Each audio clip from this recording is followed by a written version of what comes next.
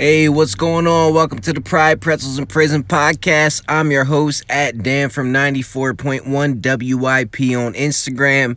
It's Tuesday, which means Eagles coordinators had their press conferences today.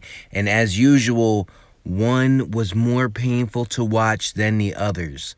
As you've probably guessed, tonight we're going to talk about Jonathan Gannon. Here's the deal. He is so painfully nondescript, like frustratingly non-specific in his press conferences.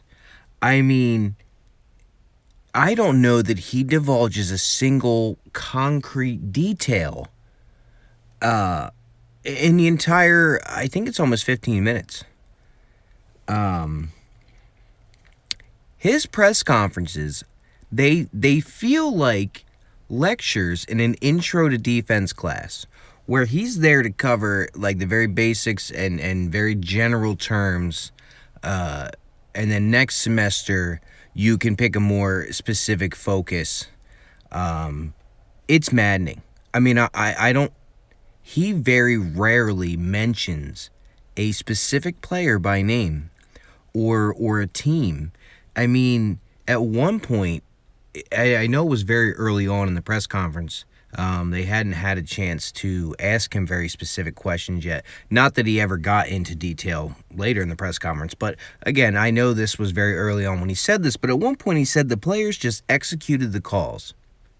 Great. Which players and which calls? Who, in your opinion, played well? What worked and what didn't? I can understand when you're playing a team, you have an upcoming team, you don't want to give away too much. You don't want to divulge your game plan and let them know what you're doing.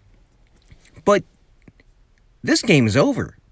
You might see the Saints down the road. Sure, we might see them again in the playoffs. And again, you don't want to give away everything you learned, but let's face it. This game is past and people are talking about it. Local media, national media. Guess what? The Saints are watching game film and they're figuring out what went well for them and what didn't and what you did that they couldn't counter and what they can do. But they're breaking. So, again, you don't want to give away everything you learned from this game, but you can give us some details. You can say, hey, you know what? They came out in this formation. They gave us this look and we knew, hey, this is where we had to go. You can talk about, you had some big turnovers. And I'll admit, I didn't watch the whole press conference. I got through almost 2/3.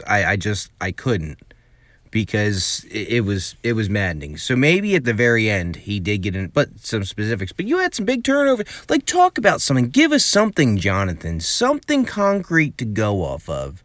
That isn't, sometimes they came out in one formation, so we did one thing, and then, hey, another time they gave us another formation, so we had to sub some guys in, and we gave them a different look.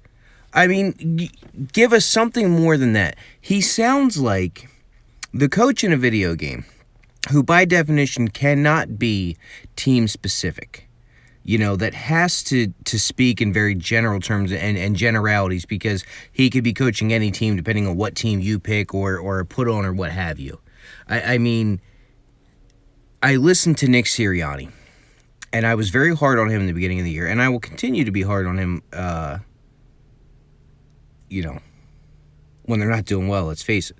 But the thing I have grown to like about him and the reason why I am sold on him getting another chance is, one, they've made adjustments on the offense, and he has talked about the adjustments that they've made throughout the year, how they've gone from a 60% pass to 60% run.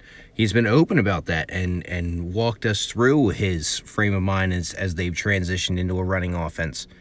And he'll give a press conference and mention, 10 players by name, at least, that impressed him or did what well.